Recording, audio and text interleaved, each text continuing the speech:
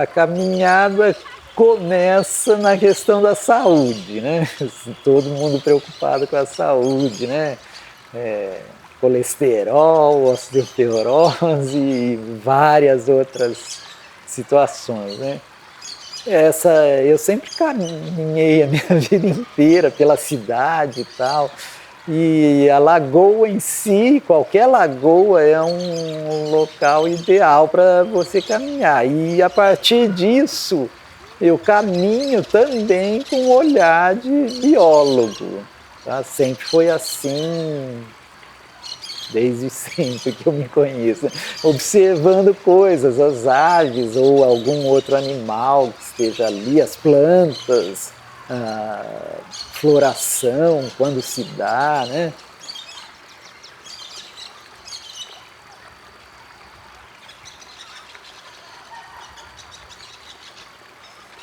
Bom, a convivência com a natureza, eu acho que ela nos dá uma ciência da onde estamos, né? O nosso tamanho, e que não estamos sozinhos e que somos parte de uma coisa maior que está toda interligada, né?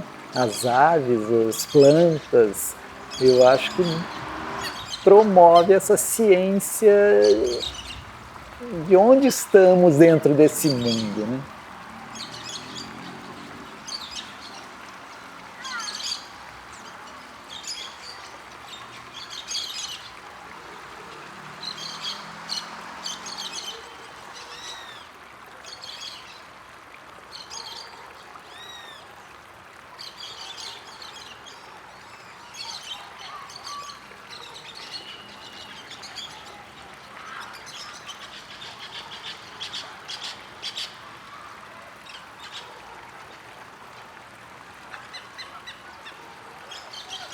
Quando a gente pensa numa lagoa, geralmente, e pensar em aves, né, geralmente vem a garça na nossa cabeça, né?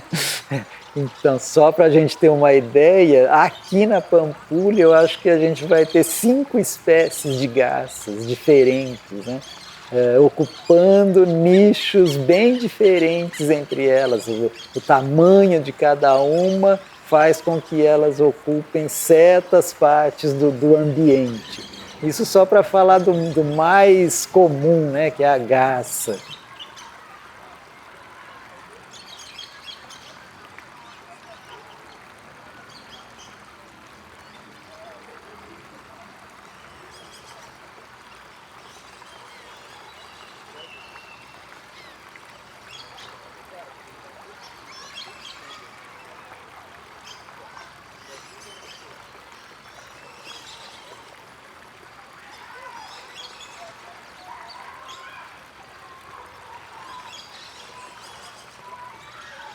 Aqui na Lagoa a gente tem uma grande população de biguá, né? Mesmo aqui na Ilha dos Amores, né? Tem uma grande concentração de manhã e à tarde, né? Elas dormem ali, uma população bem grande, a gente já contou mais de 1.000 indivíduos ali, e eles são pescadores.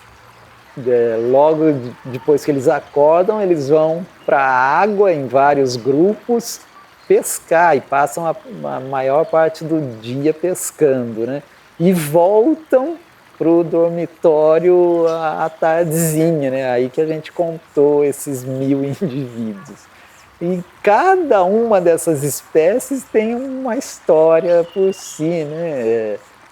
Mesmo as espécies não aquáticas, né? Por exemplo, quero-quero vive em famílias de 3 indivíduos. Você sempre vai ver 3 indivíduos, que é um casal e um filhote mais velho.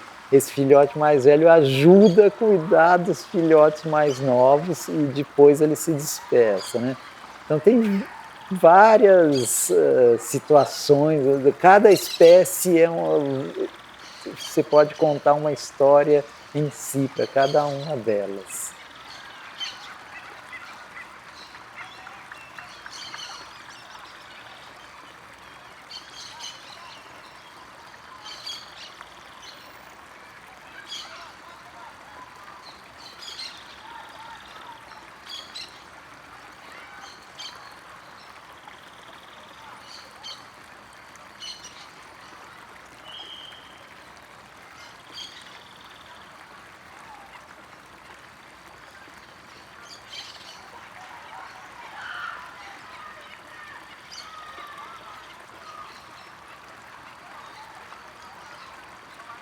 As aves são um objeto muito estudado na ecologia, que a gente consegue enxergar as aves, né? Diferente dos mamíferos, que são noturnos e são mais difíceis de trabalhar.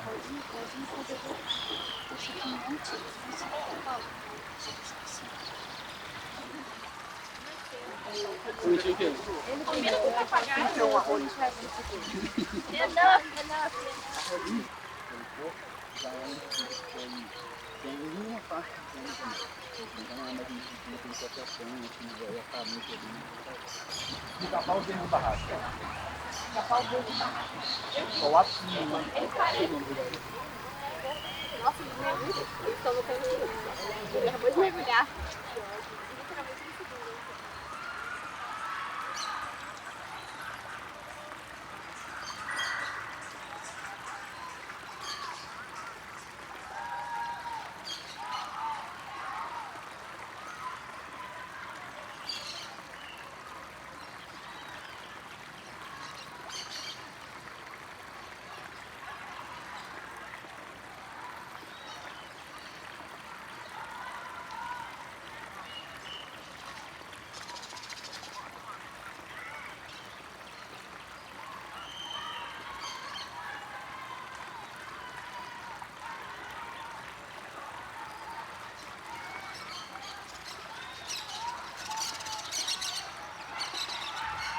Muitas aves são indicadores ambientais, né? Digamos, ou por uma questão de seca, né? Como a gente está vendo aqui no sudeste do Brasil, cada vez mais seco, cada vez mais quente, cada vez mais sem florestas, né?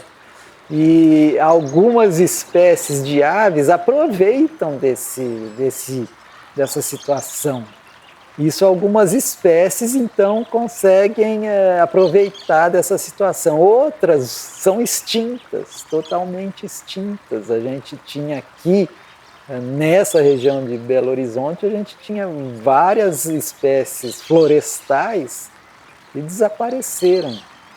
Por exemplo, a araponga, o trinca-ferro.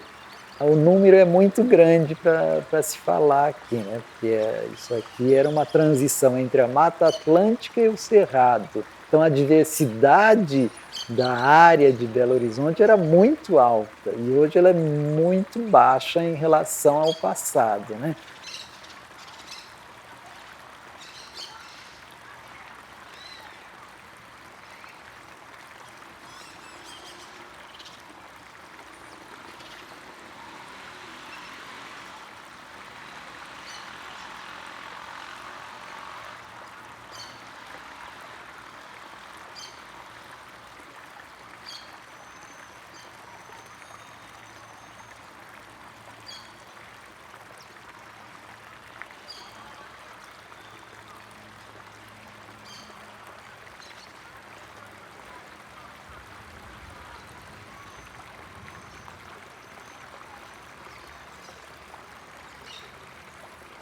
Aqui em Belo Horizonte é um privilégio, né? Porque nós temos a Lagoa, que é uma obra de arte até da natureza, com várias obras de arte ao redor dela, né?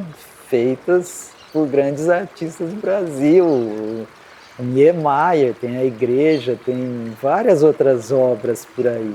Acho que é um privilégio isso, porque atrai todo tipo de público e tem a beleza intrínseca, não só da natureza em si, mas toda essa arte entremeada, né? É um local bem interessante, subestimado até, né, pela população, né?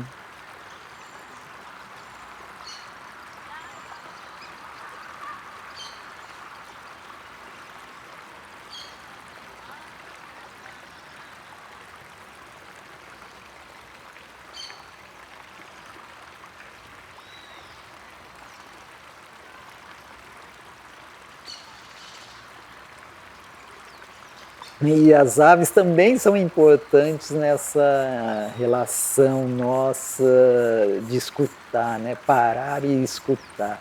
50% das aves que a gente vai identificar aqui, a gente só está escutando. Agora mesmo, ó, a gente está escutando um curruíra, aqui atrás eu estava escutando um martim pescador, tinha uma outra espécie de garça aqui, que a gente não está vendo, mas a gente consegue identificar pelo canto, né? Então também tem isso, de escutar, de parar, né? Parar na vida, que a gente quase não para hoje em dia. A maioria não está se dando conta, acho que pega isso como se fosse de graça, né? Uma coisa que está aí, né? A primeira coisa que eu diria a essas pessoas é: tire o seu fone de ouvido, pare um pouco, né? A lagoa aqui tem vários cantos que você pode parar e contemplar. Fique ali por 5 minutos observando qualquer fenômeno da natureza. Eu falo aves porque é bem fácil de observar aves, né? Só aqui ao nosso redor já estou vendo várias. Fique 5 minutos observando uma ave dessa. E pessoa, eu tenho certeza que sai transformada depois disso, né? Então não vem aqui só para andar, para fazer exercício, para suar. Mas se ela parar por 5 minutos, sem fone de ouvido, escute e veja, eu tenho certeza que isso vai transformar a pessoa.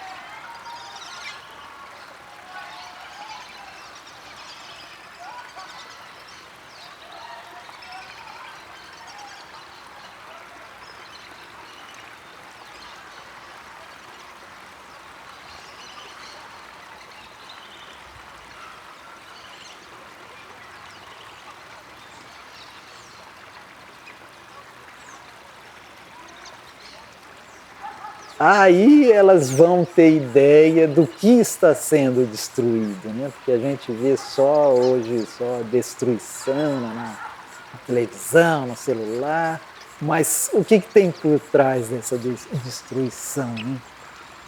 Pare um pouco, a lagoa está aqui de graça, né? E existem várias lagoas no Brasil, né, nas cidades do Brasil, que são usadas para recreação, para esporte, e por que não para contemplação e tomar ciência da natureza. E ela está aqui, ela deve ser vista e não só na televisão, uma situação de tragédia e drama, né? Que a gente vê isso, a natureza sendo degradada todo dia. Mas o que está sendo degradado? Você parou para pensar o que é isso? Acho que a lagoa serve para isso também, todas as lagoas.